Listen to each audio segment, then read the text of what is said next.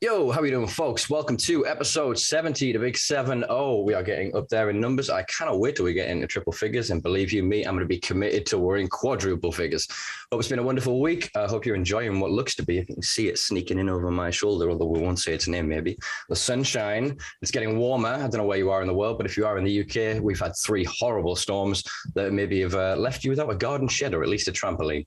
So I hope you're recovering and rebuilding wherever you are and settle down for what's going to be quite an interesting conversation. It's just third time lucky. We've been trying to get this one together, but we've really worked at it and we've made sure to get it in the diary for this week. So please do enjoy today's guest, who is the first private prescription cannabis patient in the UK, a former trustee for the United Patients Alliance, the lead at Carly's Amnesty, co-founder of the female-led plant education platform Planted Collective, advisor at PLEA, the patient-led engagement access, and contributing member of the Global Medical Cannabis Council. They are Carly Jane Barton. How are you doing? I'm good. Thanks, Simpa. Thanks so much for having me on. You're welcome. It's been a while. It has. We sat down, I think, last year on your channel, on the Cancard channel, to discuss things and quite enjoyed that. It was a really good conversation. And basically since then, I've kind of wanted to get you on, kind of sneak you on my platform and go, right, let's talk about everything, all of it. Because there's just so much to cover here. I mean, obviously, I think we've known of each other for several years now in this and crossed paths, I suppose, many different levels throughout this this fight, this struggle. And I think we've moved, I would say, in different circles, but I would like to hope or think that towards the same ends. So that being said, I think there's a lot of people that maybe don't or maybe have a misunderstanding of who you are, or I mean, I myself, I only know what is out in the mainstream, out in the legacy media and what is sort of perpetuated and in the public sphere. So I think I really wanted this opportunity to kind of just start from scratch and just really introduce and go through all of this. So with that in mind, I have a very, very concise series of questions here that I'd like to fly through, if you'd be willing. And a lot of these are going to be your typical boilerplate, standard kind of interview questions, which obviously you'll have had a lot of experience in. Okay. So I suppose let's get down to the easy ones. How long have you consumed cannabis, and why do you consume cannabis? So I obviously dabbled when I was younger with cannabis, like everybody does as a teenager, and I had a few bad experiences, like everybody does as a teenager, with too many brownies, and that kind of put me off. And I had a series of health problems. So I had a really horrible time when I was 21. I was rushed into a chemo ward in Liverpool with a blood disorder that's similar to leukemia, and lived on that chemo ward for the next 12 months. Just surrounded by people who were really, really suffering with cancer, and they were all on chemo. And I was in treatment myself for that 12 months, so I didn't leave the hospital for 12 months. And then I got better, and a few years later, that blood condition triggered a blood clot, and I had a stroke when I was 24. I was just on the couch, just chilling, and just randomly had a stroke. It was like the weirdest thing. And I was left with quite severe damage to my brain, which meant that I was just living in this kind of like pit of pain all the time. So every part of my body would just stab and burn.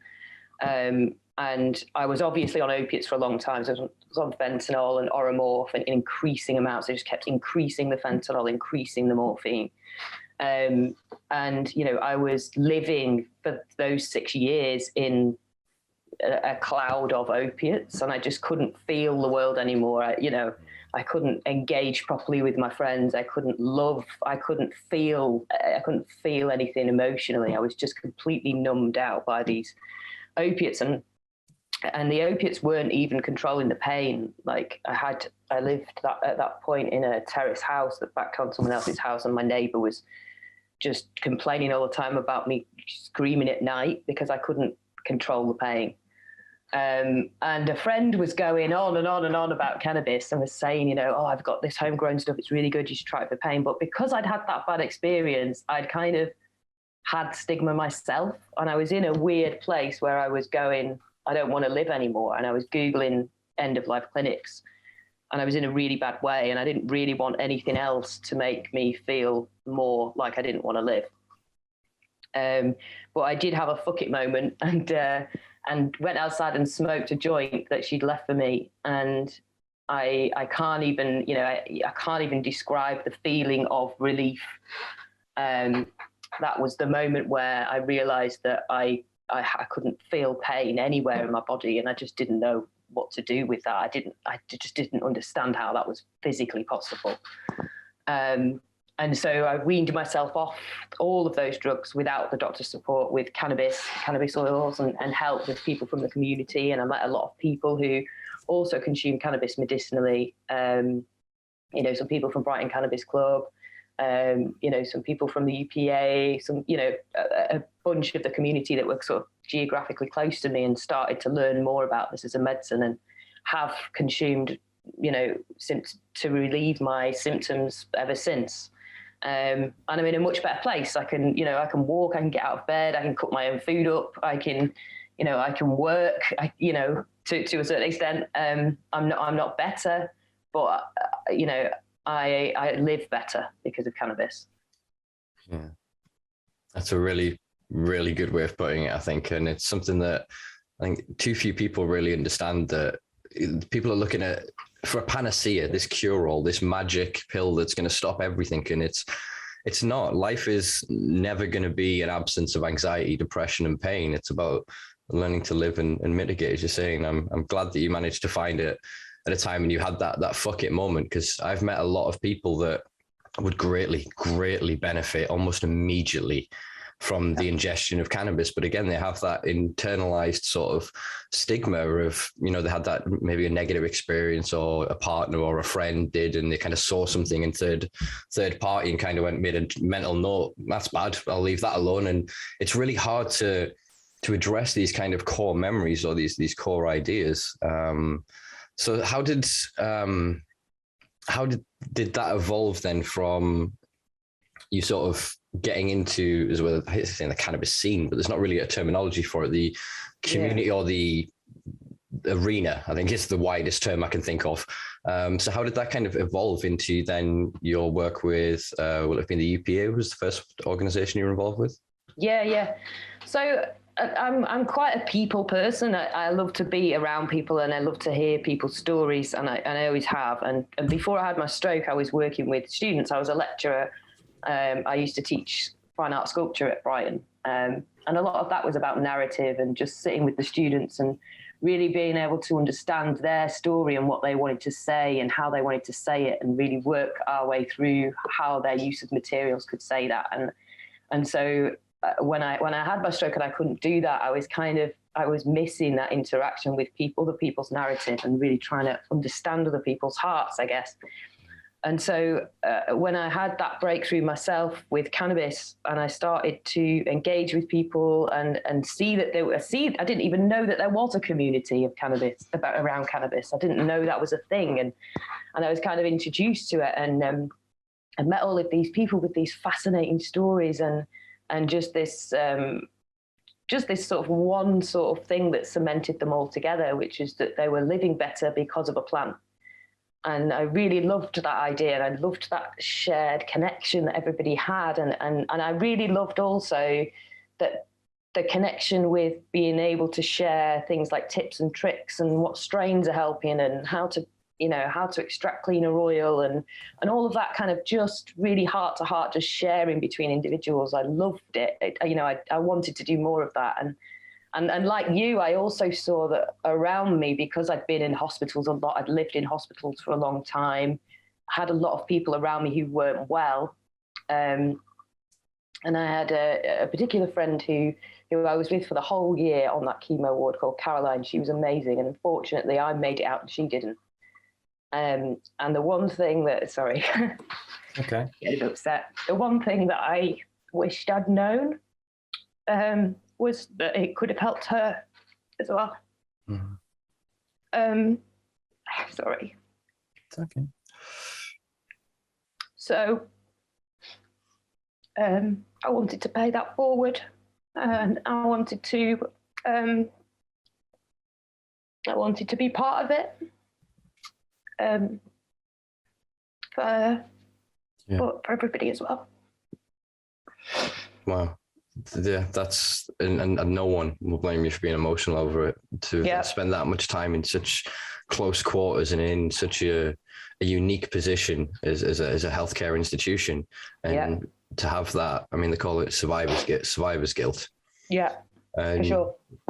You can see in the body of your work that I would like to think that you've helped many more people in similar situations, and it is that kind of collective work moving forward that I think is motivated by our past, and it's why I'm grateful for you sharing this anecdote and this story. And I think it really does show the motivations behind the actions. Do you know what I mean? And as I've always said with this project and this podcast, is we're humans at the end of the day.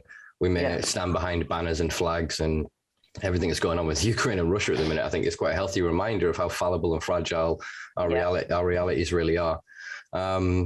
So again, thank you for sharing that, for being vulnerable there, Carly. I'm grateful for that. Yeah, for sure. Yeah. So it was kind of just about, I suppose, at the beginning of my journey, a lot of people really supported me, and a lot of people really helped me understand this plant and what it could do. And I was like, wow, how could we scale that up? How could we become something that could do that for many others, all of these other people? And so that's really what intrigued me about getting more involved and using my story and my voice alongside others to try and change the narrative that cannabis is something to be afraid of. I think, and it was a journey. It was an experience, and it's a really important part of why I still do it now, I guess. Yeah, I mean, it's one of the next question actually on my list. I've tried to be quite concise with how I've ordered these, cool. Which is to ask you sort of, how did you become the first private prescription patient in the UK? Obviously, you're saying you're telling your story. You obviously told it well enough to arrive in a position to get legitimacy and sort of protection through a private prescription. Yeah. So when the law changed, I just sat on my couch and I rang every pain specialist that I could think of, and there was a couple in particular that I'd seen at they weren't protests, but they were more like meetings, kind of like meetings around cannabis that I'd been to, and I knew that a few of them were doctors, so I spent some time researching them, ringing them. A lot of them said, no, we're not set up to do it yet. A lot of the pain specialists I rang that weren't connected to cannabis were absolutely like, had no idea that this was even a thing. The sort of comms hadn't reached that point. And then eventually I was hammering the phones, and I was in Brighton at the time, and I rang somebody in Manchester, and he sounded really interested. And he said, would you travel to the clinic and just, have a consultation? And so it was the longest consultation I've ever had. I was in there for about 2 hours, and he went through everything. He went through all of my medical history, all of my test results. He did a physical exam. It was so extreme. We're so used to these kind of like in and outs with the NHS. Like, you go to your specialist, you're in there and you're like, right, shit, I've got 10 minutes, if that. These are the things, quick, tell him everything. But with that, it was very, it was obviously private, which I've never done before. I didn't realize, like, to the extent that it was, that you could just sit there until you were done. And it took him 2 hours, and he went through everything. And then he said, I'm happy to prescribe you cannabis, but I don't know what cannabis to prescribe you. So I just had to like literally sit. I knew that Bedrocan had a couple of strains, so I just scrawled them out on a piece of paper, and he copied it out onto the prescription. Mm-hmm. So he had some knowledge of cannabis and cannabinoids, but he didn't know anything about, he didn't know anything about cultivar strains. He didn't know anything about how I would consume it. He didn't know a thing. So, I even brought a vape, like an inhaler thing, a little crafty, with me, and showed him how I would take my medication. And he wrote it on the spot, and then, and then that was that. Okay, interesting. I'm trying to write, I've got a light. I don't know if you can tell, I've got a light here as well. I'm trying to stare behind to read these notes. So I suppose this, with, I'm trying to think which kind of avenue I want to go down here with questioning. we'll stick with my structured questions because then this will lead to other questions, I think then. So it's, do you believe that really there is then a difference between the cannabis that you received on prescription and the cannabis that you were receiving prior to it? Oh yeah, there's a massive difference. The stuff that I was receiving prior to being on prescription was a million times better. I lasted about a month on my prescription cannabis. I would say that the quality was pretty bad. The strains weren't right for me. The terpene profiles weren't what I needed, and it was incredibly expensive. And I'd like to say that now, we're a couple of years down the line, I'd like to say that that was better for people.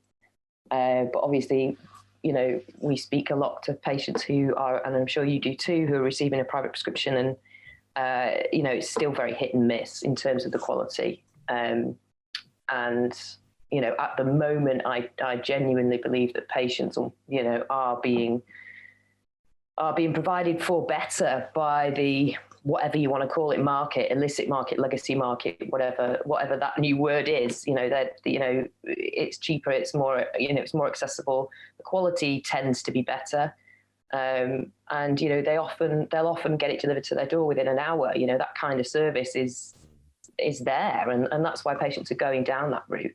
So many patients have come back and said, I can't find strains that help me on the legal market. And so now I'm, you know, back to being a criminal again, which is really sad. Yeah, I mean, it's the criminalization issue, I think, is obviously, it's predominantly the issue here. I mean, we have mountains now. If we were able to actually just look beyond our own fallible little borders and kind of accept the thousands of papers that have already been researched in regions around the world that show the efficacy of cannabis toward hundreds of conditions. We also have safety evidence base that is wider than I think any other substance or natural compound on the planet. Nobody has consumed anything en masse for decades like we have cannabis, and had so little definable and actual negative consequences. Obviously, there are some casual links that they've been looking at for decades. Obviously, in Europe, we have an issue around tobacco, sort of muddying the waters around dependency and psychosis. But when you allow for these in the figures, you extrapolate out that cannabis, is one of the safest things in the world. Really, ultimately, might sound hyperbole to a lot of people. When you really look at it, the overdose level for it is higher than a lot of things in terms of what it does for negative positive ratio. Even if you abuse cannabis, you are still gaining some benefit from it in terms of supplementation of your endocannabinoid system, prophylactic suppression of even things like cancer. We're really starting to understand the wider remit of this. So kind of with that in mind, we'll jump to Cancard and then come back to the other projects, I think, because we're flowing that way. So obviously then other projects were created, but at the minute there is Cancard. And so this is a system that is supposed to, I'm sorry if this sounds so crude in the way that I'm structuring, I'm literally just pulling it out of my arse as we go, provide to authorities evidence that the individual that is in possession of cannabis would meet the criteria to qualify for a prescription, but for various means currently do not. Yeah, that's right. Yeah. Yeah. So the card is the difference, or the prescription then is the difference, isn't it? Ultimately, it's the permission. When we really look at it, it's we're being allowed to consume it or not allowed to consume it. Yeah, absolutely. So how do we widen that, or how is Cancard's, I'm really butchering this question, sorry. It's okay. What is Cancard's aim and remit within then that sphere to widen that access? Well, I guess at Cancard, you know, I'm like running an organization that I don't think should need to exist. And I agree with you that needs to be widened. And I think, you know, everybody deserves to not be criminalized for choosing to consume a plant, for sure, for whatever reason that is, you know, even in alcohol harm reduction, you know, some people drink 2 bottles of red wine on a Friday night when they get off work because they're stressed. Like, they're not going to get arrested for that. but some people might have a vape instead, you know, and get that same amount of stress relief, albeit without poisoning their body. And, you know, there is an implication there for them legally. And I can't get my head out. If an alien landed on this planet and said, what is the go with this? And you tried to explain it to him, it just would not make any sense. It doesn't make any sense at all, prohibition. And I agree with that. But I also think that we are in the UK, we are too, for want of a better word, we are too bloody British.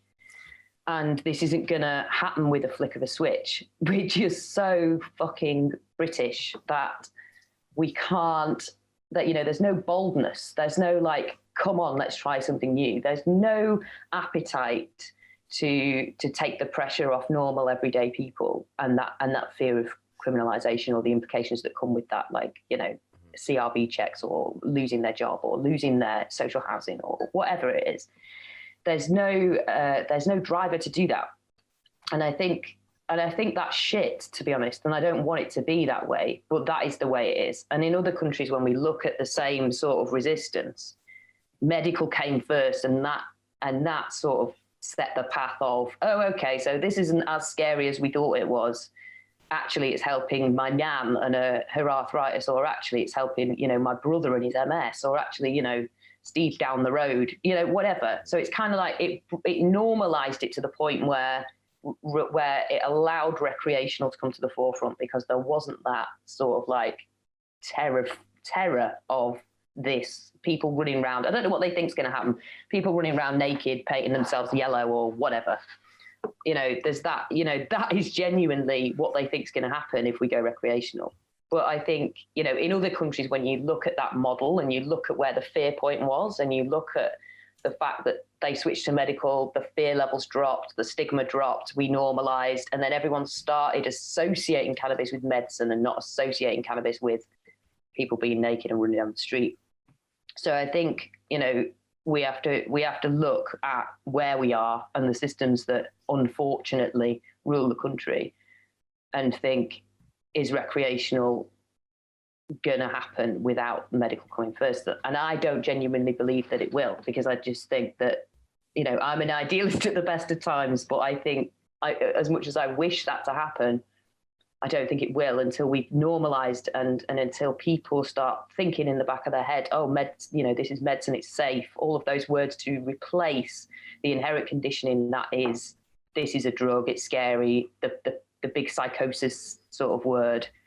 You know, it's kind of like switching it up. It's been like a rebrand for other countries. And I think, you know, in order to get the British politicians on board, that's unfortunately what needs to happen here. But quicker, please, if possible. Yeah. Well, there's a lot to unpack there. So let me formulate what I was going to respond here with. So then, okay. I agree with what we've seen of the pathway, and we've seen an acceleration of it. So you have some form of medical allowance, compassionate access, some discretion created in the law, whether it be de facto or de jure decriminalization, then leading to something like California's Prop 215. Mm-hmm. And then from that, we see a system collapse either because of corporate greed or because of individuals' desire to not be criminalized. So one of the narratives I'm seeing emerge in the UK that is worrisome to me, and I worry about with this rebranding of cannabis, is that if we move from one fabricated narrative to another without first transiting through truth, we're going to end up in another problem. And so I've been saying this to wherever I'm present, whether it be the CIC or other organizations in the UK, is that I agree there will always have to be legitimate prescribable access. There will always be people who cannot choose and pick their own medications or make their own choices, to even if they want to consider themselves an adult consumer and still get benefit from it and know it's benefiting from them. They should have that choice of identity. And the narrative that I'm seeing formulate is that the medical side is worried that the adult side is going to hamper their industry in terms of, we're seeing in Canada, for example, research collapse. You're seeing then companies transition from being medical producers into being so-called recreational producers. I'm using language I wouldn't use just for ease of conversation right now. But yeah, so they're following the money basically. And then on the other side of it is whereas people were using the medical system for legal protection, they suddenly go, well, I can get better access at the dispensary down the road. I can grow better at home. So they then leave the medical system. They may nevertheless still get therapeutic benefit from cannabis. And I think these conflations and these attempts at snapshotting the statistics on this and then selling that to industry is causing us unbelievable headaches in Europe. So the law's already moved, as we know, in November 2018. Yep. 3 prescriptions have gone on the NHS, and effectively they were bargaining tools that were given to the gods that be to move the system forward. And then consequently, we're looking at what, 20 to 30,000, I think is probably quite a high estimate of private prescription patients in the UK. In fact, I think that's way too high. Yeah, I'm mixing up your statistics with theirs. Just over 12, 10, I think. 12, I think, is the most recent. That number, I think, is what Cancard signups is what I read. Sorry, there's too many numbers in my head. I think that and there was a statistic that came out about, I think, just before Christmas that said that 71% of prescription or prescribed patients didn't continue after 3 months on their prescription. It's a narrative I'm seeing a lot of is people get, here's my piece of paper and here's my fancy tub. Yeah. Here's that weed. It's this weed. It's this, I know it's out of date, officer, but like I'm waiting for the new one and you know what it's like. And it's all just become this, I seek truth. I seek genuine, natured expressions of humanity. I want to meet people as they are and who they are. That's why I've started this. And so I have not participated in any of this and was maybe even quite critical of yourself in the start of this. And we'll go into that shortly. And I'm of any system that is anything beyond just going, no, fuck it, end the war. I understand obviously steps have to occur, but I really dislike this idea of then, we'll have 12 months or 18 months if everyone just says this lie or we say this lie and we pass around the script to each other and those that know are protected and those that don't are prosecuted. And I feel that there is this, not just two-tiered, but this multi-layered system that the more you know, the safer you can be.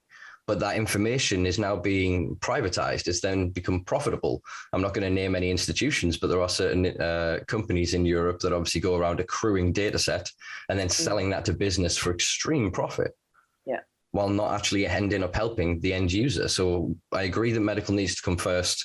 But I don't think either will move forward unless we have that truthful conversation about a cannabis market that looks like an alcohol market, frankly. I agree with you. I just can't see it happening. You know, when you speak to the MPs, I suppose there's like, I don't know, there's like the 6 major MPs, isn't there, that are like really interested in getting this, and bless them, they've worked quite hard to try and get it talked about. But there is just a shut off. And, you know, weirdly enough, as someone who's a member of the Green Party, I've seen that, you know, Labour be really dismissive about cannabis, and actually the Tories are pushing it, and that's because they see it as some kind of like gravy train, right? Yeah. It's all about the money, and as horrific as that is, you know, maybe the Tories will make a move on it, but then are we going to end up in a situation where it just becomes another commodity? It just becomes another thing to walk around and sell. You know, I've been to so many events where I thought, okay, something's happening, you know, hear these people talk. And when you know, I'm sure you've been to some before as well, when you know, people get up on stage and then they start talking about this plant like it's, you know, flour, or like it's, you know, I don't know, oil or gas. And it's just like every bit of me shrivels at that point, because this plant is so much more than a commodity. But, you know, I don't have the answers. I've got a very optimistic viewpoint, probably annoyingly optimistic. But I'm not sure where we go from here. But I can only hope that there is an element of control on the pharmaceuticalization of cannabis and a greater understanding just generally as a society about the power of this plant. And a reduction in fear is what I want, because that's, you know, why I do the work that I do, is because I hate to see people in fear. And I know that you're, you prefer to see people be like, no, this is, you know, fuck it, like I'm going to do this anyway. But politely though, you know, politely. Oh yeah. Politely, fuck it. And I get that, and you know, I know a lot of people that is totally in them. They're like, do you know what? the law doesn't, fuck the law, I'm going to do this anyway, this is my body and all of that. But then, you speak to people who are, in wheelchairs, who are really battered down, who are also carers, who have got young children, who are in social housing, who've got absolutely fuck all to their name, and they're in pain. And the last thing they need is any kind of fear of arrest, of raids, of whatever. And there's certain people in that that the fear will impact their illness. And that's another thing, is that we know that stress impacts significantly on the parasympathetic nervous system and the central nervous system. We know that creates problems with chronic illness. And the fear is something that I really wanted to address, which is part of why I do what I do, because I just hate to see people who are already suffering needlessly on top. So that's quite a good way to segue back to my earlier question and catch up with where we were before. Uh-huh. So I suppose we'll jump into the UP a bit now, because we have to move through that to ask the questions about Carly's Amnesty. Okay. So 2017, Parliament Square, we're all stood there. It's the UP Tea Party with Labour MP Paul Flynn. Yeah. And it's before the Elizabeth Bryce bill was called the Elizabeth Bryce bill, but there was this medical access bill. And actually, I quite agree with the wording of it. I haven't got the exact wording. I probably should have put it up on my bloody screen, but it basically stated that those which identify and need access to cannabis would be given it. Mm-hmm. There was no constraints on the language about restrictions. We were speaking ourselves in quite a joyous, sort of feverish way of self-identification, of grow your own, of compassion collectives. We were talking about buyers clubs like they had in America, compassion clubs. This was sort of the height of the UK CSC and the community and of cannabis social clubs. And this network of people really going, okay, we get this. There are people that are vulnerable, that are frail, that are in pain, that can't grow, that can't access, but we can. And we make money from what we do illicitly, so we can help offset. And there was it was like the peak, I would guess. We were approaching the peak of the UK activism scene, I would say, or the UK community and advocacy, because everybody respected everybody in some way. There were disagreements and there was whatever else, but everyone went, well, you still want the weed? You want weed? Cool, move forward. Yeah. And we still all had that unifier. Mm-hmm. But then things sort of changed from that point. The discussions that were occurring behind closed doors versus the statements that were being made to the public and the conversations that were going on in the community, there was suddenly a fear that we were not going to be brought along for the ride. I mean, the language that I believed was used, that medical will open the door and we'll hold it open for you.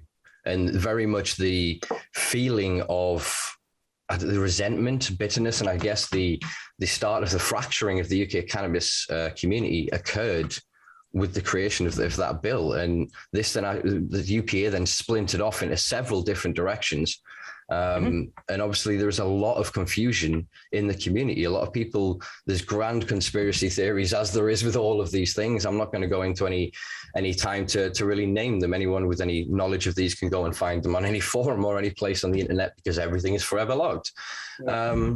But from, I guess, your own perspective, could you maybe help set the record straight, or I guess provide a record? Because I don't know. I was there, but I saw what I saw, but I still don't know what the hell happened. It just kind of, we were stood there and we marched, and then a few months later we were locked out. I mean, some of it I don't know, to be honest. I can tell you what I know, but a lot of it, that event, I know some stuff went down afterwards, but I was already on the train at that point, because I have dystonia, which means that my body kind of locks into weird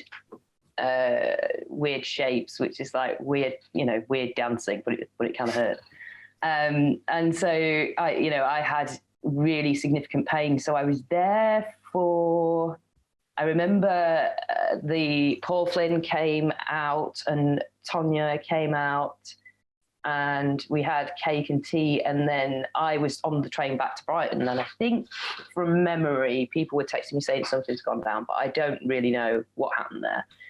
I think from my point of view, there was already a lot of fractions within the groups. And a lot of it was so before my time that I didn't really understand why people were upset with each other, or, you know, it was a lot of he said, she said, you know, a lot of, a few months ago he said this on the internet, and I didn't really know everybody at that point. So I didn't really know what was going on. But I think, you know, the UPA, you know, Clark, bless him, is a wonderful guy, and he puts so much work into the UPA despite his own health limitations, and he does really suffer.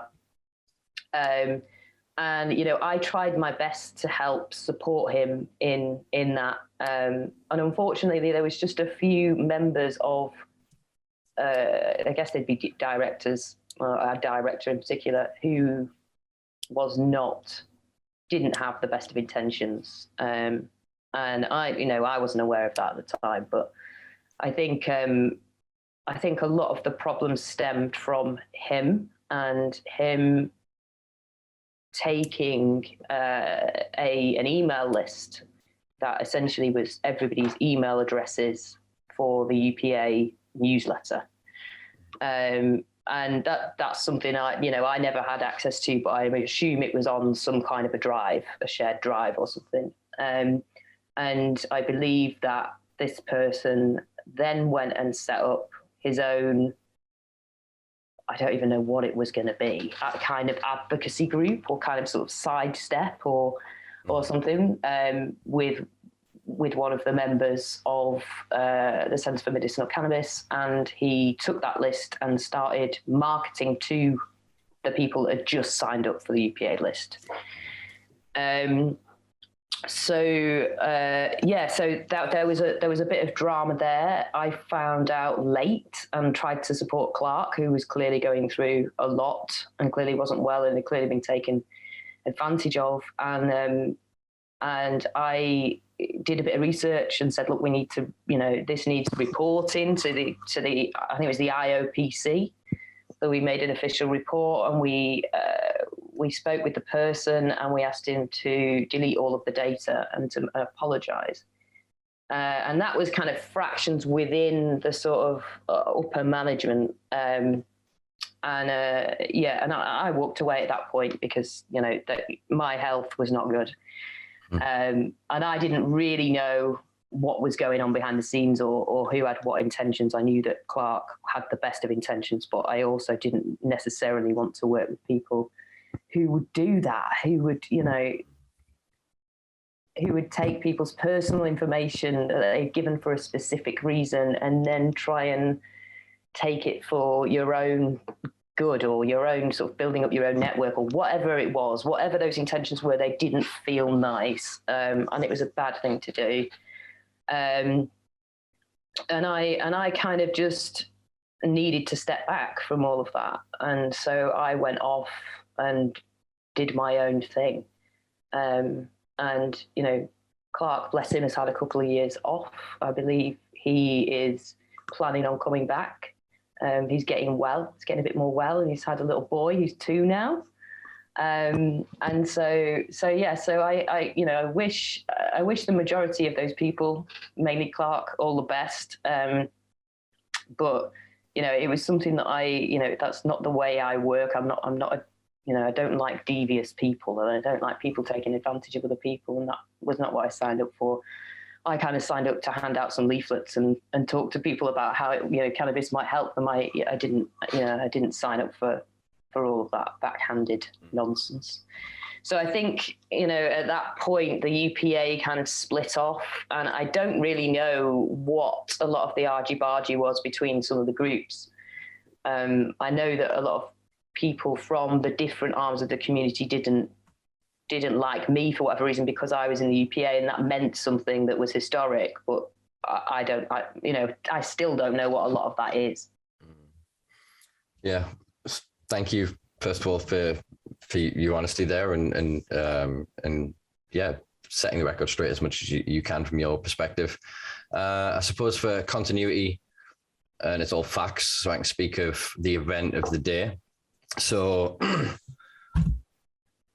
I'm not going to speak of the reasons why the actions occurred, but I can speak directly of the actions, knowing that I'm legally safe there. I'm always having to be mindful these days with everything I do. Always try to have the number, especially moving forward. The late Jeff Ditchfield was struck by a gentleman whose name I know, but I don't think I should name. Not for any punched. And that occurred, and then I think later on, and it was at the same day, was the incident when Callie Blackwell was arrested.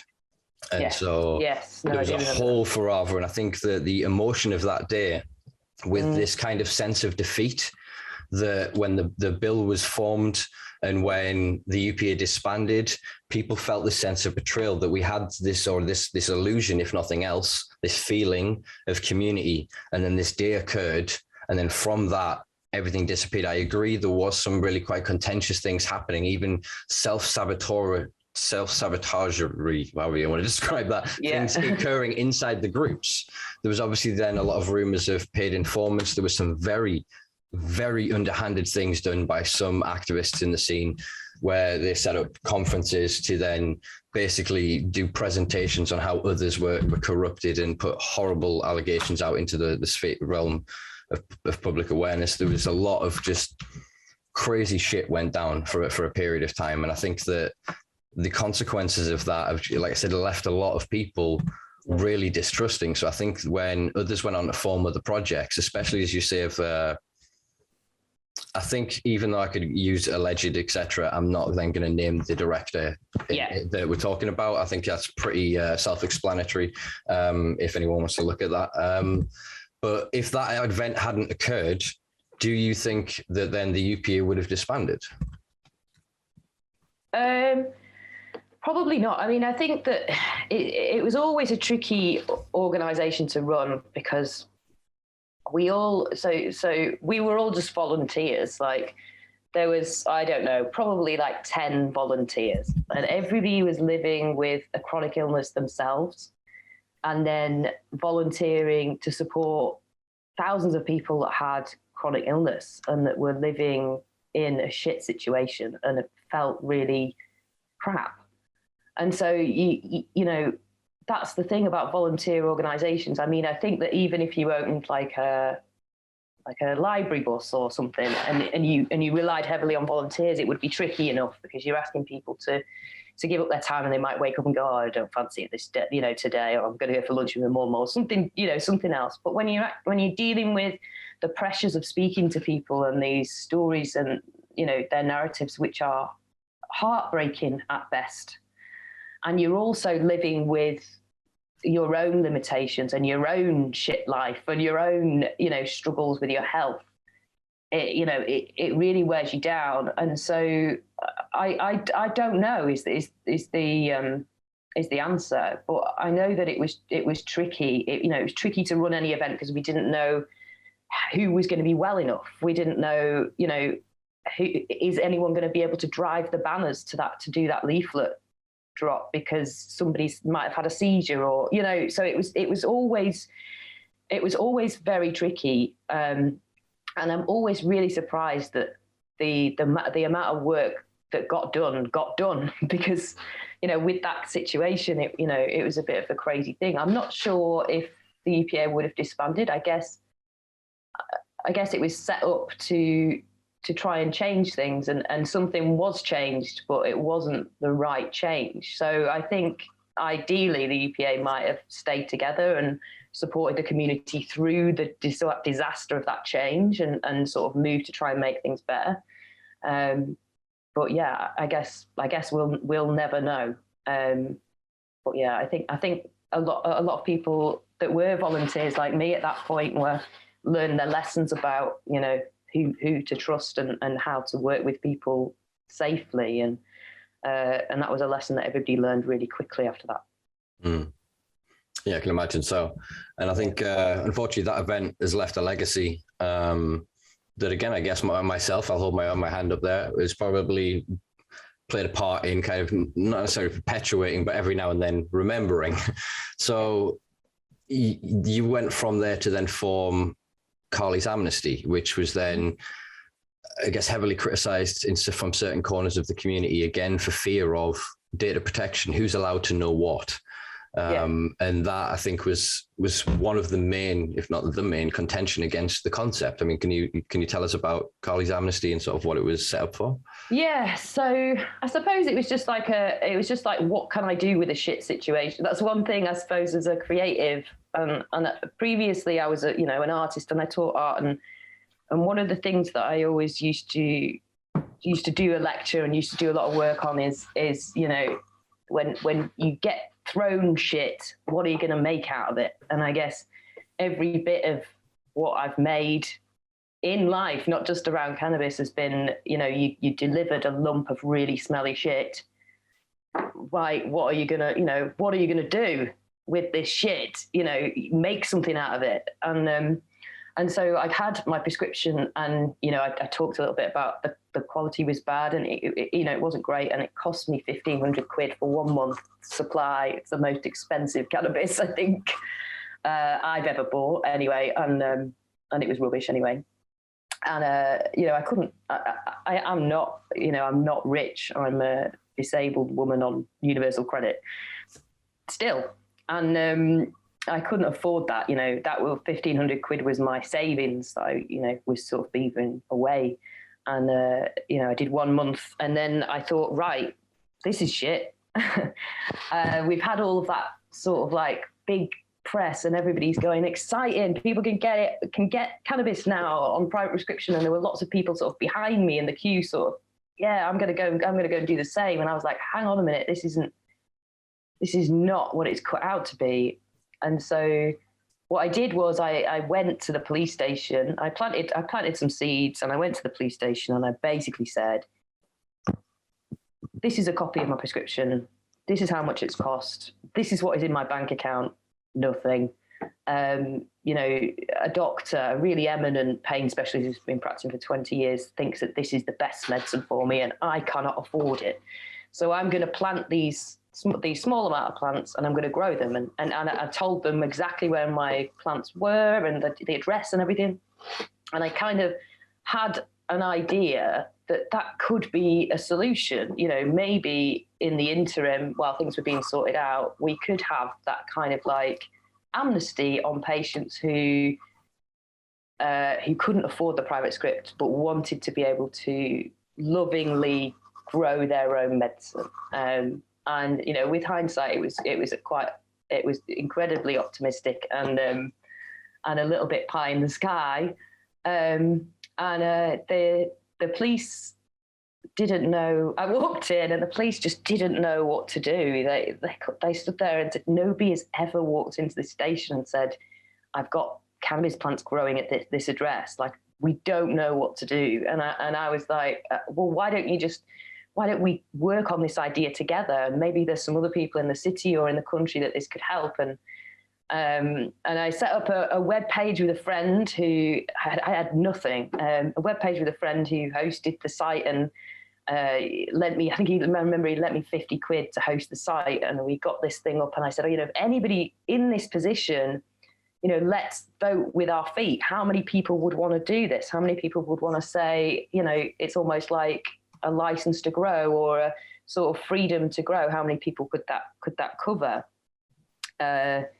And anyway, the police came round about a month later, and my babies were kind of this big, 4 little babies, and she knocked at the door. She came in, and I knew she was there for my plants, and she sat on the couch. She had a cup of tea with me, and then she was really upset. She was like tearing up. She was getting upset about the thought of, because I was explaining to her, this is what I do. I was just really open. I was like, sod it, like, these are my vapes. This is what I do. I showed her some videos of what happens when I go into dystonic storm. I was like, this is how it helps. I was like, educate. And she said, look, Carly, I'm here to take your plants, but I wish I wasn't. Like, today is the hardest day for me. I don't want to do this. She went out to the car, and she got some evidence bags that were like brown, so my neighbours couldn't see. But what she didn't realise was my neighbours were all on oil because they all had arthritis or back pain or something. So the neighbours weren't bothered. But she went and got these like less inconspicuous bags, and she pulled my plants out. It was heartbreaking. Pulled my plants out and put them in the bags, and then she said, "I'm going to leave you with the pots and your tent and everything." And I was like, "Well, these are my seeds. As soon as you plant them, I'm gonna, as soon as you go, I'm going to plant these seeds," which I did. And she said, "Right, well, hopefully I won't be back." And she left, and I immediately planted some more seeds, or germinated some seeds that day. But the thing that, and that kind of like, I suppose that was another shit. That was another turd. But the one thing that I didn't think about, I guess, and I'd only thought about in that moment, was how does this impact like your average copper, like your copper that's in it for the good reasons, or they've got good intentions for being in that job. She was really upset, and I felt for her. I was like, "I'll make you a cup of tea, don't worry, it's going to be fine." I was kind of the comforter in that situation, even though she was taking my plants away. And I thought, you know what, maybe the police want some change here. And that's when I started engaging about grow your own, but also about possession. And then when the virus hit, I was, I actually went through a divorce, and I was homeless for a while, and then I lived in a little basement flat, really tricky place. And the only thing I knew how to do was to work or to talk to people, to try and make something. And when I started speaking to police about how they felt going around to people's addresses and doing this, I realized that there was a kind of loophole with possession that we could at least start with. And that's where Cancard was born. Mm-hmm. Okay, so I suppose we've briefly touched. I think we're back on track though. I think we've managed to put all this together. So we chronologically, I think we've covered things. We've done quite well there. So then, can you tell us about Cancard? Yeah, sure. So Cancard kind of came to life in this basement flat, and I didn't have much else to do. I wasn't very well either, and I had some contacts, and police kept introducing me to more police sort of higher up the chain, and I just kept having cups of tea in lockdown with these police, and the more I spoke to them, the more I saw that they were really receptive to some kind of collaborative work. So I put a working group together, and that consisted of, from the very, very top head of the National Police Youth Council right down to some bobbies, and in between there are some different kind of levels and different specialisms. And we agreed that there was like Simon Kempton, the Police Federation rep, would say he would love to be able to let people continue to medicate if he had something to hang his hat on, that these people were medicinal consumers. So what we did was we worked up Cancard together, me and particularly 4 police members, but the whole group together. And we spoke to some MPs, and we decided that what we could do is create a discretionary tool for the patient and for them, so that if they get stopped, they could produce something that says, I've already evidenced that I have a medical condition. I'm eligible for private prescription. I can't afford one. This is why I'm self-sourcing. And it's a tiny sliver of, it's the babiest of steps that we could have even imagined, but it was at least our step. And so we launched on November of last year. And we've been going ever since. I think we have, although the live card numbers is different because we're going through renewals at the moment, but signed up as in like registered for interest, and they've done their ID checks and stuff. I think there's 50K now, but not all of them have active cards, and some of them are renewing from last year. So it's a bit of a thing on the numbers, but it's been going really well, and the stop results are good, and the police are asking for more and more training, which is exhausting. But this week in particular, so I'm now doing intense police training 2 days a week. And some of them have come back and asked for more specific training on certain things, on things like inhalers and around social housing, around smell complaints and things like that. So we've donated a lot of equipment to police to then go around and offer them an inhaler rather than offering them a trajectory to an eviction notice, for example. So that's something that we've been working on as well. So we're a year down the line now, and the stop results are really good and it's working. It's not enough. I don't think it's enough. I don't think it covers everyone. I don't think it's necessarily fair. It's not really what I'd like to see the UK doing right now, but it's a tiny baby step towards some level of acceptance and towards some reduction of fear. Okay. Yeah. No, I get that. I guess now comes a bit of a gritty bit. These are the questions I've correlated from some of the darker corners of Reddit and forums across the internet, and the dreaded Facebook, which has become just a cesspool of commentary, really, in a lot of ways. I say that with a little bit of anger at the fact that I am so heavily shadow banned on Facebook. I just can't stand it as a platform. But yeah, so basically some of the questions that I've seen that came up sort of again and again was the classic one of, if it's now 50,000 times 20 quid a card, I can't do that math fast enough off the top of my head, but that's a large number. So people are then speculating and going, well, where's the money? Where's the money? Yeah. You know what people like to people are just curious, I guess, if nothing else. So cool. I'm doing my civil duty and asking you, where's the money? Where's the money? Show me the money. Oh yeah, I'd love to see the money, but unfortunately there isn't any. So we get charged £10 for every ID check we do. So and the card and the postage and everything. So we end up with around, and for starters, there's not all of those 50,000 people have paid. They're just, some of them are just on the trajectory. So we end up with per person when you pay for the card and postage and all that. So we end up with about, I think it's just shy of £8 per person.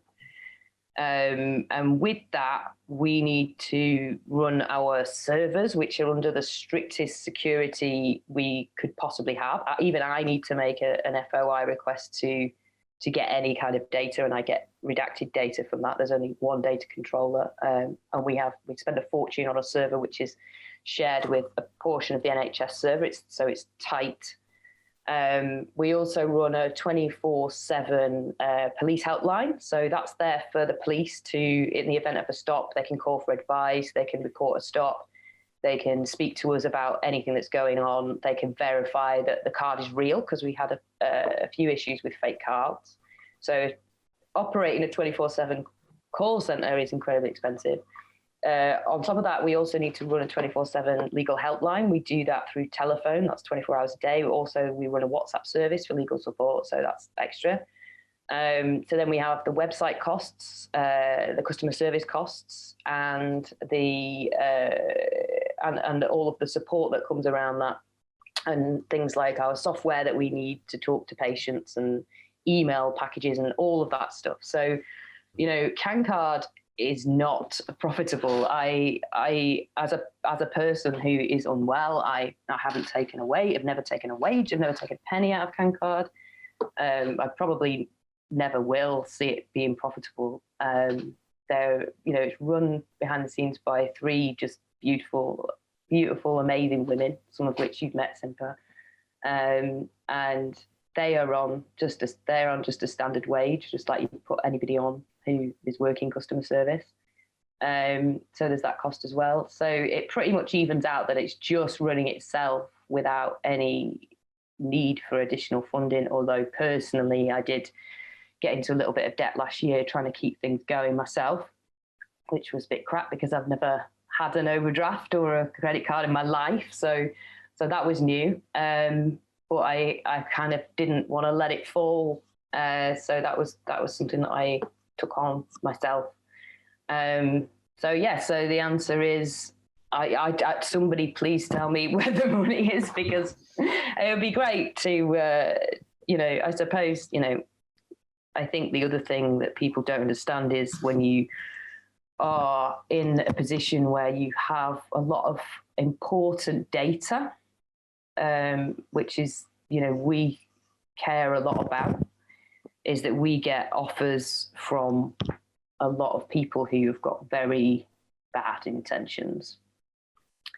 And I'm sure it's no surprise to hear that I don't think I'm breaking any rules, that we've been approached on several occasions with very, very large amounts of eye-wateringly large amounts of money to, to hand over that database or do something with it, or, sell a bit of Cancard or whatever it was that they wanted, like money that would mean that I, personally could up and run. And I would never, ever compromise, because this isn't a job. It's not a job anyway, because I don't get paid, but it's not a job. It's part of I feel a responsibility to help and to continue to help and not to put anybody at risk unnecessarily.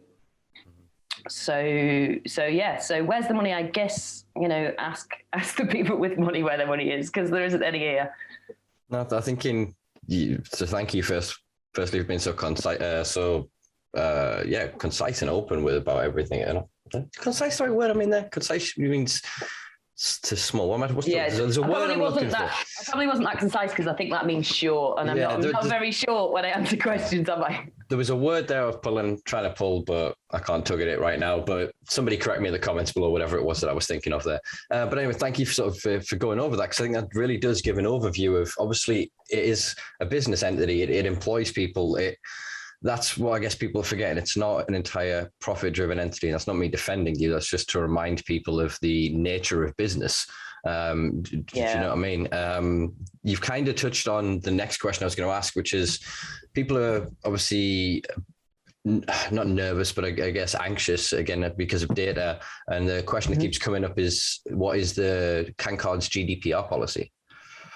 So we have a GDPR policy available online for anyone that wants to see it, but we actually paid for that to be more significantly sort of developed.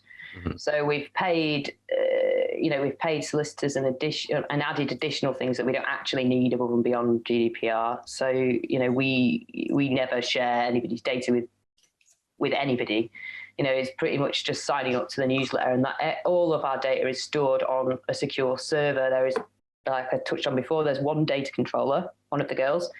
And if I need to know anything from that, so say if I needed, for police training, if I needed to know how many stops did we have in these 6 months in Norwich, I'd have to, I don't even have access to that data myself. I would have to email the data controller, who would then get it off the server, and then I often get redacted information as well, because I don't want things. We all use a company email account, and I'm a little bit nervous, particularly after the stuff that went on with the UPA, which is something that I wouldn't have even thought to do.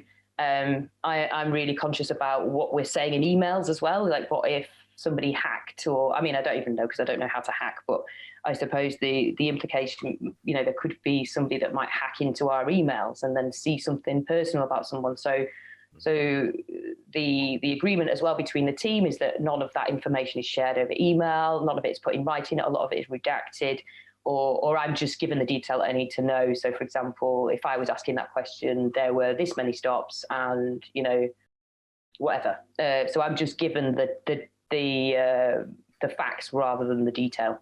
Yeah. And if I needed to contact a patient for whatever reason, there's also another mechanism in there about how I do that, and all of that data is handled sensitively, and not even between the team do we mention names or talk about anything that might be sensitive. Okay. And I suppose I think it's the last question on this section. I got two more. With regard to the data, do you or have you been approached by the police or any authoritative institution to pressure you, or in any which way put you in a position where they would have access to that data? No, they can't have access to that data, and they wouldn't, because a lot of the police that we deal with, they're kind of on our side, and I can't ever imagine that happening. The only people that we've been approached by for that, in terms of that data, in terms of getting that data, would be big pharmaceutical companies with an interest in selling their products to people that at the moment are consuming via self-sourcing, and big companies that, yeah. So will Cancard, or can you make the commitment that Cancard, kind of putting you in the spot here with this one, that it won't become a direct marketing mechanism for pay-to-play? What does that mean? So like the biggest bidder then that approaches, then you use your email list to directly market products or services from third parties? No, absolutely not. No, we don't share any data with third parties, and we don't sell any data.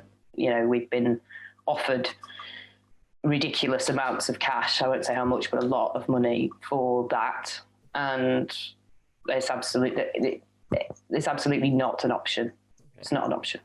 Do you have, I was going to call it, it's probably the wrong term, but it sounds cool in my head, so I'm going to say it, a zero-day policy, which for anyone that doesn't understand what I'm saying, which is everyone, because I'm making this up as I go, if the war ends, what happens to that data? If all of a sudden there's no reason, if all the drug war entirely is just over, there is no mechanism for criminalization for cannabis, what happens to that data set? I'm not sure. I'd have to have a look at the policy, but I'm not even sure that I saw that on our data policy, and I don't know what would happen if the world ended to data. What I do know is that we have the ability to destroy any data that is captured quite quickly and immediately from our servers. So I guess the 0-day policy would be to completely dispose of that data. Okay. I guess, and I don't know what would happen in the event of a world war, but once there's no need for that data, you know, and there are certain elements of the data which is routinely destroyed when we don't need it anymore. So we might ask a few questions to get your application filled in, and then that data, you know, all of the data that we don't need is deleted. Yeah. So we don't even hold that kind of data. Okay. So, you know, it's pretty much just names and email addresses that we hold, and the Cancard number to verify. So in the event of a complete de facto prohibition change, we'd hit the button. Okay, that's good to know. It's reassuring personally, as well as, I guess, to probably a great deal of the wider community. Because as we're moving into an age where, I mean, I'm still nervous that there's my MySpace pictures floating around. You know, there's going to be some god-awful top hang. Yeah. So yeah, I can't imagine. We're always going to be mindful of these things. Right. So where are we? Last Cancard question, I think. Northern Ireland and Scotland. Obviously, the Wales and England are kind of unified in the sense that they have 43 constabularies, whereas I think Northern Ireland and Scotland has one cop effectively. Yeah. And from what I hear from my colleagues and friends north of the border, they're a little bit behind the times. So how is Cancard finding being and operating in those regions? So Northern Ireland, we haven't managed to make a dent in. Anybody who signs up from Northern Ireland is made aware that we don't have an agreement with them like we do the other police forces, but we do still have great stop results in Northern Ireland, even though there's only a few cards in circulation. In Scotland, stop results have been brilliant in the major cities. What it looks like because I had a look into this, because we had a meeting with Ronnie Cohen a few weeks ago, or one of the girls did, Kirsty, and he asked for some stats. So she had to put together a bit of a map thing. So what we saw was that in the sort of major cities in South Scotland, South Scotland a word, a term? Yeah. I suppose it is South, the southern area of Scotland. In the cities, the stop results are great. We've got a bit of a presence because we're working with some of the harm reduction organisations up there, and particularly Crew. Big shout out to them. They're doing great stuff. Stop results are fab. The further north we get, Highlands and sort of the more rural areas, we're seeing some police be dismissive. We're not seeing arrests and confiscations necessarily, but what we're seeing is that the reports are that the police are being less friendly, I suppose would be the term. and it's trickier. So we're seeing them call in more to validate. We're seeing more questions from them about where they've got the cannabis from. Whereas when we look at the major cities, a lot of them don't need to use the extra services. They're just stopped and then let go. So there is an issue with the Highlands in Scotland, which we're aware of. And more recently, there was a case where a patient had his prescription cannabis removed, and he was understandably distraught about that. So it seems that the rural areas, the very tips of Scotland, Shetland and Highlands, aren't taking their notes from the rest of Scotland. So this is something that we are looking to address. So we had several meetings last week with Police Scotland, and we're having some introductions to some of the more rural constabularies further up the country next week. And we also spoke to Ronnie Cohen and some of the members of Parliament for Scotland. I think that they spoke in Holyrood about Cancard the other day. And so the idea is to try and bring them up to date. It's really difficult because in England, the police training is much better, and there's a lot more communication between constabularies. So, for example, I might do a police training in one area in Norfolk to cover the main branches and the drug expert witnesses, and then he'll tell like 4 of his mates. So what we'll then do is we'll get like the surrounding areas of Norfolk emailing saying, we thought that, we've heard the training's great, can we jump on as well to get the intensive training? And that happens every time I do one of these training days.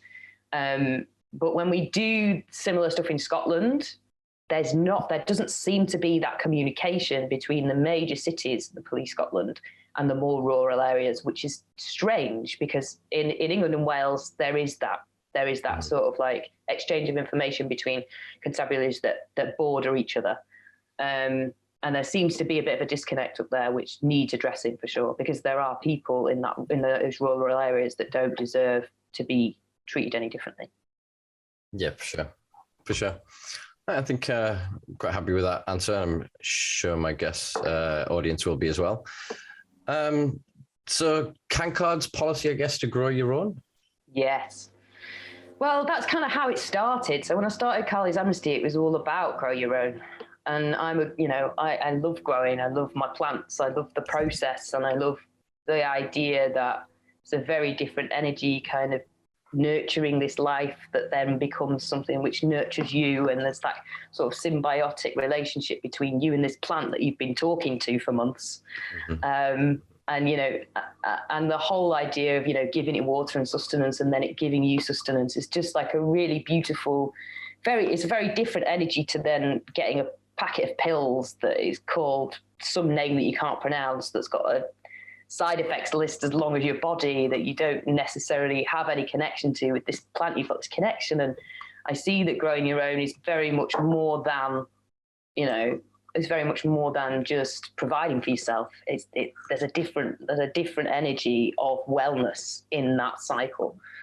I would love to open the doors to everybody to be able to grow their own and have that experience of interacting with this plant that then becomes your medicine, because I truly believe it's one of the most beautiful things ever. So our Cancard policy is, we support grow your own. We want there to be grow your own. When I made the sort of switch from Carly's Amnesty to Cancard, there was this kind of recognition point that grow your own wasn't going to happen before we addressed, the fact that people were still getting arrested for a couple of grams of cannabis on the street. Was how were we going to transition from that to this model? So Cancard, I suppose, addressed a sort of lower point in the hopes that we can build up to this sort of bigger thing. Unfortunately, I pushed and pushed and pushed. I had meetings with the Home Office and advisors, and Priti Patel was 100% against the idea, obviously. No surprises. And I'm sure there'll be no surprises there. And actually did, so I don't know if it was her directly or some of her advisors did try and do a bit of sabotage on the, when we were initially setting up Cancard. Fortunately, the police held tight and stuck with what they'd said, and that was great. But I think that as much as I'd love to say everybody grow their own and go for it, I think there's a lot of people who could be potentially at risk. And so as much as I'd love to share that sort of like sentiment and that experience, I've also been on the phone to a mum who has epilepsy at 5 a.m. as the police were coming through her door and the kids were in bed. And I've heard the destruction and witnessed some of that fallout, which I don't want to get upset again, which is horrible. So I suppose my line on Grow Your Own is I want that to happen now. I wanted that to happen yesterday. But I think we're a way off with the current government, particularly with our Home Secretary. Yeah. Well answered. I suppose we'll final kind of Cancard question. There's a case for all the names in public record. I'm not going to requote it. It is quite humorous in that it is, what's the concept? Nominative determinism, that your name determines your job, but I think this can extend to then, I guess, a stance or a moment. So there's an individual in the Isle of Wight that is using Cancard and hasn't put in a plea so far. The case was due to be read at the start of this month. It being February, I don't know when I'm actually putting this out. I think this will be still in February. But the case was then adjourned. Do we have any further knowledge of what is occurring? So there's stuff that I can't say about that case because I've been asked by the family not to say the specifics, which is tricky. I'd love to tell you the ins and outs because it's a particularly complicated case. It's not a very straightforward case of just somebody with possession. There are a lot of factors and a lot of history, in particular with this individual and the police force, and it's messy. So we are allowing our solicitors the space to process that and see what arguments can be made. I hope for his sake and the family that things turn out okay, but I am aware that also there are complicating factors which are not around cannabis that could mean that he is looked at differently. So I don't think I've said anything too specific there. Hopefully, I'm sorry about being vague, but when somebody asks me not to say something, I really hold that to my heart. So the update is it's still ongoing. We should see a result in a couple of weeks, hopefully. And I'm hoping that they have got a really, really lovely female solicitor, which we've provided for them, and I'm really hoping that she gets it over the line and that the family can have a bit of a break because they've had a really rough time. Yeah.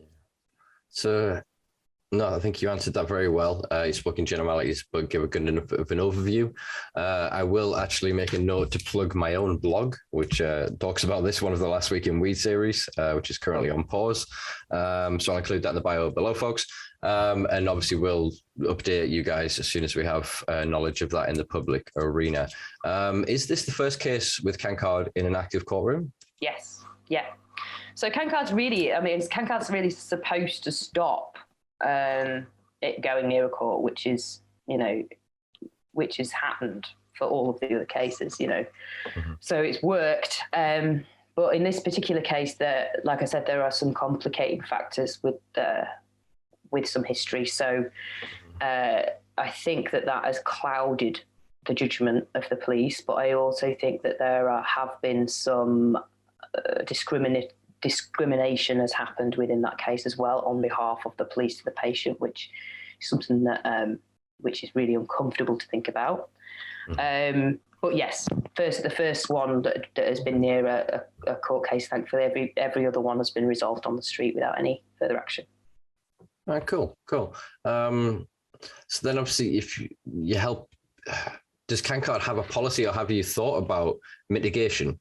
So obviously if then it moves into active criminal proceedings, mm-hmm. And then the court if they then are not, they would then take it to be that for all there is the discretion of Cancard, according to the law, they are in possession of Schedule 1 Class B narcotic. Yeah. So as you then move to prosecution, to being prosecuted, you then move into mitigation. So does Cancard have sort of a policy or a standard approach for mitigating? Not necessarily a standard approach, but we have flexi documents. So the solicitors, macro solicitors are brilliant, and they have some things ready to go in that eventuality. But I think because mitigating this would be difficult without knowing the details of the case. So we get a lot of people who have got previous convictions and through no fault of their own, they've been medicating for their MS for 30 years. So they might have 3 previous convictions or stops or cautions or something. And so everything I suppose that case needs to be built on a really individual level. And although we haven't had a need for it, what we do have is a lot of prepared documents that sit with Mackerel that would apply to a few different scenarios that we'd sort of worked out, that we've worked up. But even then, the case might come along which completely sits out of that realm of mitigation because of other circumstances. So we might even need to completely rewrite those documents again. Thankfully, we haven't had that, but there's like a weird sort of like, because, it's like a weird kind of like, you want a test case to happen, but you don't want to put somebody through that emotional turmoil that means that they have to go through all of that horrific experience and the stress and the waiting and the court delays and all of that. You don't imagine putting somebody really poorly through that. As much as it would be great to have a test case which smashes this out of the water and sets some kind of precedent in a really sort of like brilliant public way with a lot of support, is it worth the putting somebody through that? At the moment, we haven't, thankfully, been in that position, but it's something that's in the back of my mind, is if something does come up and a patient is taken to court, like what support will that person need around them? And that's going to be significant support, and not just legal support, I think, as well. Yeah, for sure. Okay, it's good to know that that's conceptually being sort of prepared for. Yeah. I guess then I wanted to ask you about Outlaw and the culmination of the work of sort of Seed Our Future and We the Undersigned in trying to highlight and find legal, I don't want to call them loopholes, because, well, I suppose they are loopholes, but also fallibilities within what is now contradictions of the law. So we have the 2001 Misuse of Drug Regulations, Schedule 2 cannabis, which is cannabis-based medical products for human consumption. And then you've got Schedule 1 Class B cannabis, which is an illicit street drug. But what they're trying to do at the minute is figure out ways to nullify or provide defenses that mean that prosecution isn't possible.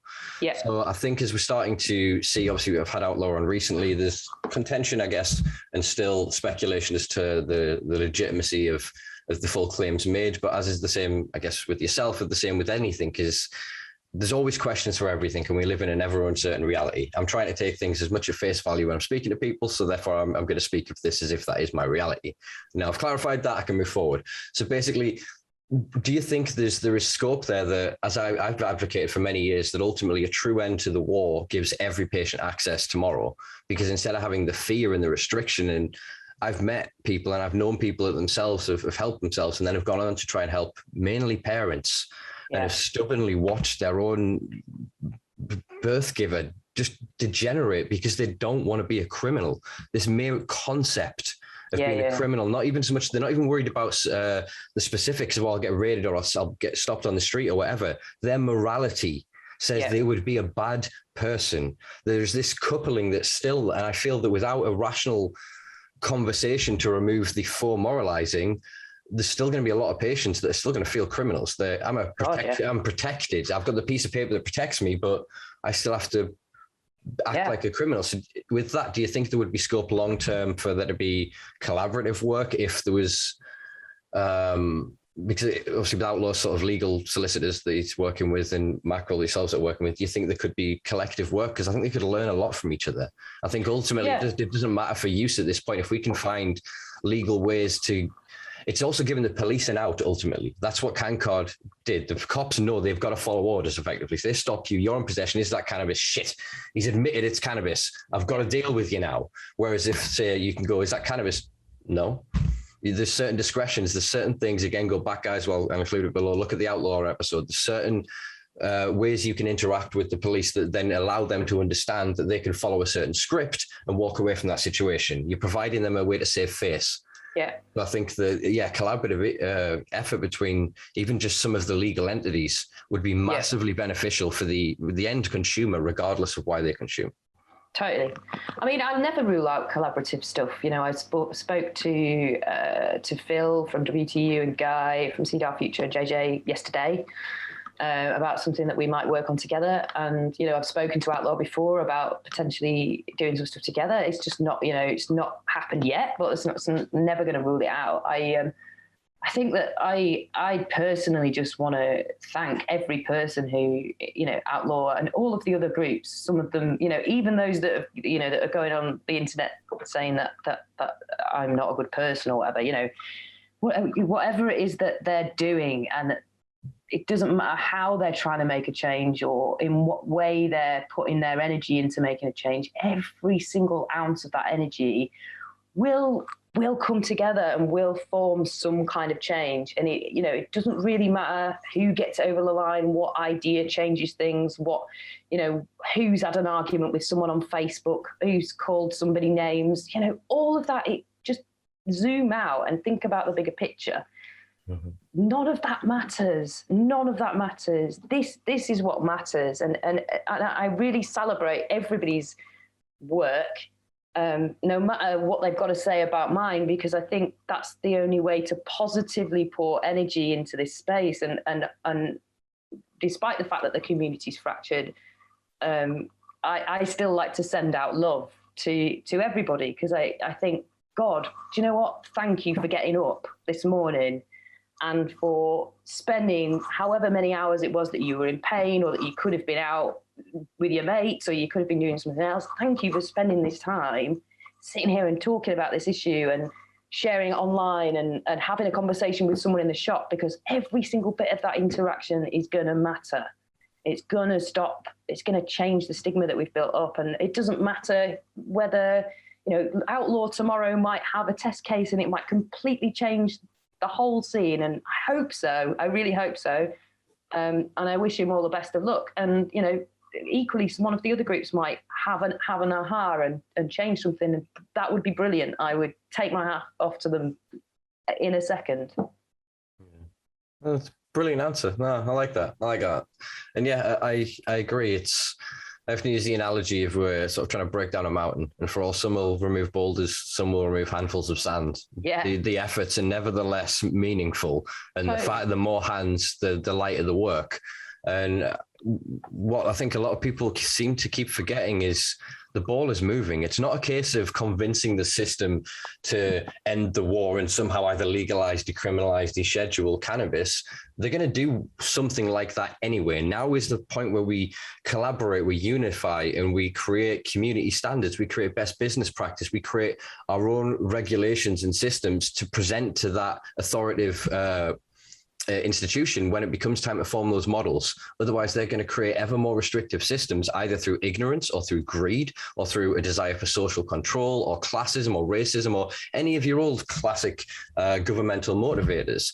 And I think that for all, we have histories of squabbles here and there. For all, again, you and I sat having this conversation now a few years ago, to a lot of people, probably myself included, would have been like, that ain't happening.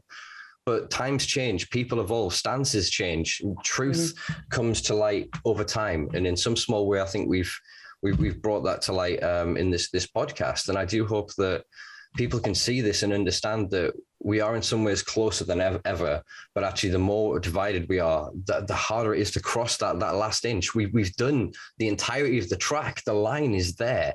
We just have to pick each other up and carry each other across that line. And then there is no race anymore. There is no urgency. We get to sit free, liberated from the oppressor, from this fear of persecution and this constant idea. I mean, I still get it every time a blue light goes off, a siren, you know, when you even parked or whatever, and it just suddenly goes, whoa, and it's the feeling that goes through you is terrifying. And 9 times out of 10, if not more, I'm not doing anything goddamn wrong. Totally, because I can be in a position of that. And I think of then the limitations that puts on the individual. Whereas, I think that collaborative effort. And so even I think the way you spoke of that, I think hopefully should give hope to a lot of the naysayers and detractors that there is space, and there is always space for development and conversation and for replanning and reshaping. I agree. I hope there's more of that to come, especially this year. Isn't it supposed to be the year of love or something astrologically? Somebody told me that the other day, and I was like, "Oh, brilliant! That sounds so much better." I'm down for that. I'm down for that. If we can get that on the go. Yeah, we need it. It's been a tough few years, and like I said, we were really moving.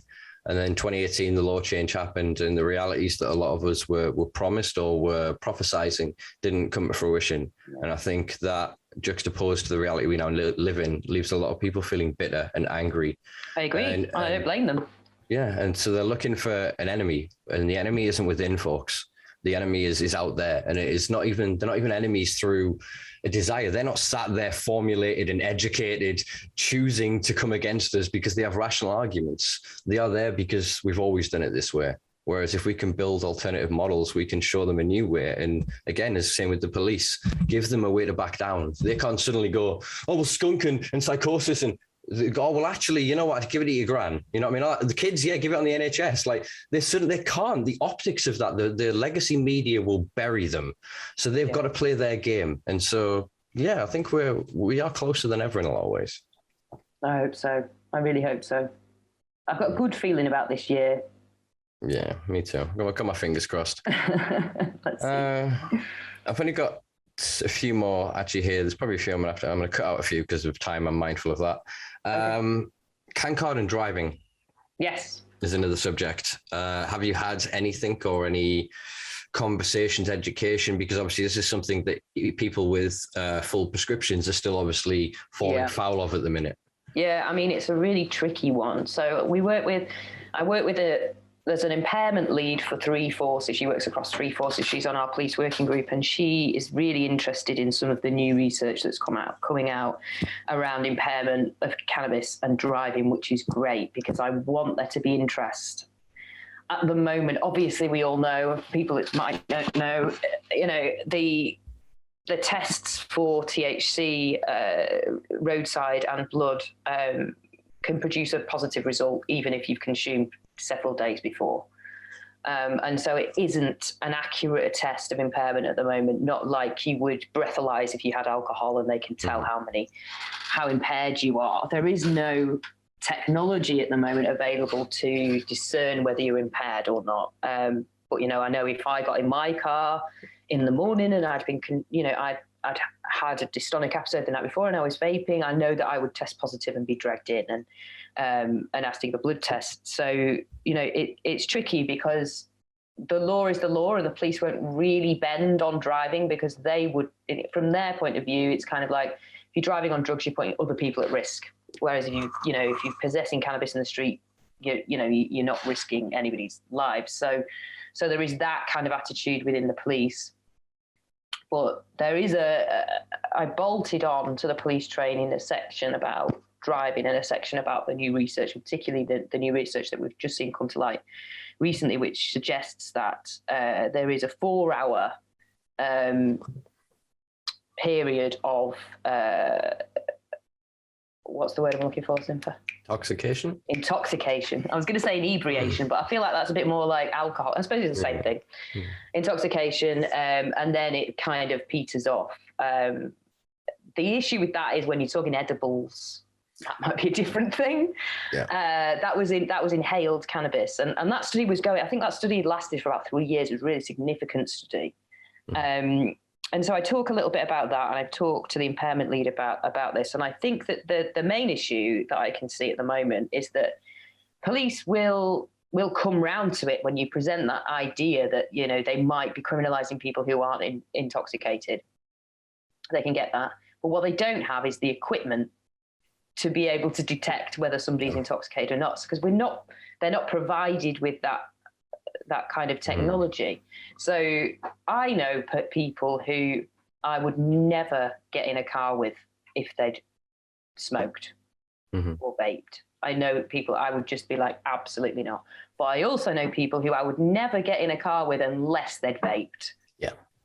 So even for me, it's kind of like that, you know, where do we draw the line of responsibility? On my prescription, it says drive if you feel safe to do so on my cannabis prescription, just like it said on my fentanyl patches and my Oromorph bottles, don't drive unless you feel safe to do so. So, you know, how can you police whether somebody feels like they're safe to do so? It's a really funny line. It's a grey line. And at the moment, they only have the equipment to make those snap decisions based on if you have trace amounts of THC in your system, which you could have consumed days ago, which is really inappropriate, really, really inappropriate. Yeah, and as far as I'm aware, I have put in and been blocked from 2 different police forces freedom of information requests as to what the road traffic tests are testing for in terms of the metabolite, because there is still a persistent rumor in the country that CBD is going to be triggering these things if they're looking for a branch metabolite and not specific metabolites. In the same way as you touched on with edibles, an edible breaks down to 11-hydroxy-delta-9, which is that's going to kick you. That's going to kick you. I know people that would, as veterans, as dab rigs, that have written off cars because they've got into a car 3-4 hours and I'm fine. I'm absolutely fine. And once the body's kind of caught up with it, they've just doof.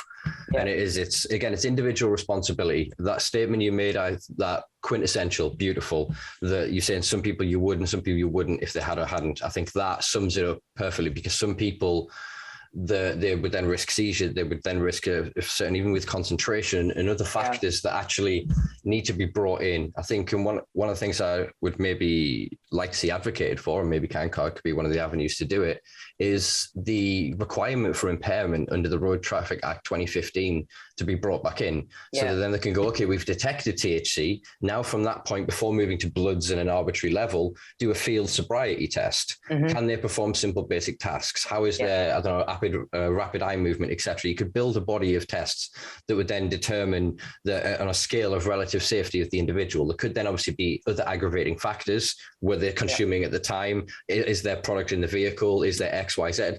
And then that builds different levels. But ultimately, it has to prove, because otherwise, again, even passive consumption these days, you could be in a location and somebody sparks up a joint, and before you know it, you've consumed enough, because it is that low. Not only is it that low of a figure, your body loves THC.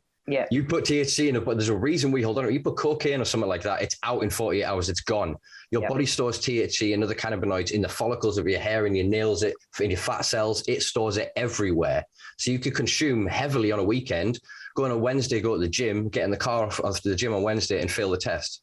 Because you've reactivated those cannabinoids in your system. It's the science. We know this side of the fence. And it's so frustrating that the individuals tasked with enforcing this and those tasked with creating the rules that they enforce are either willfully or naive, willfully ignorant or naive to it. Okay, well, it's good to know that, again, it's part of the education, and I think it's all moving towards that.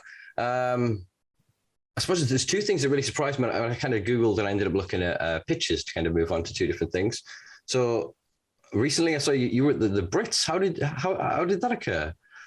Oh, so a friend of mine who actually, you know, she lives in Portugal now, bless her. She's brilliant. She helped me.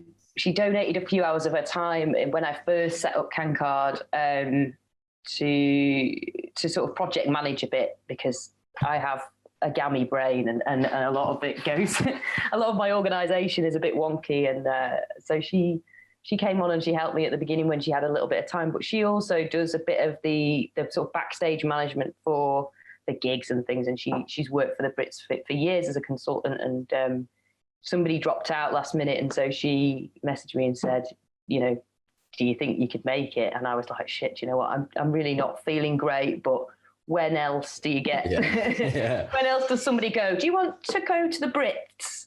I thought, but it was quite funny because I think I'm just too old for it, because we got there and they were reading out the nominations on the screen, and I was thinking, I don't know who any of these people are. I don't know where any of these nominees are. But, you know, it was a good experience. We had a good time.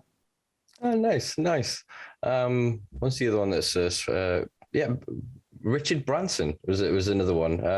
So what's the origins of that one?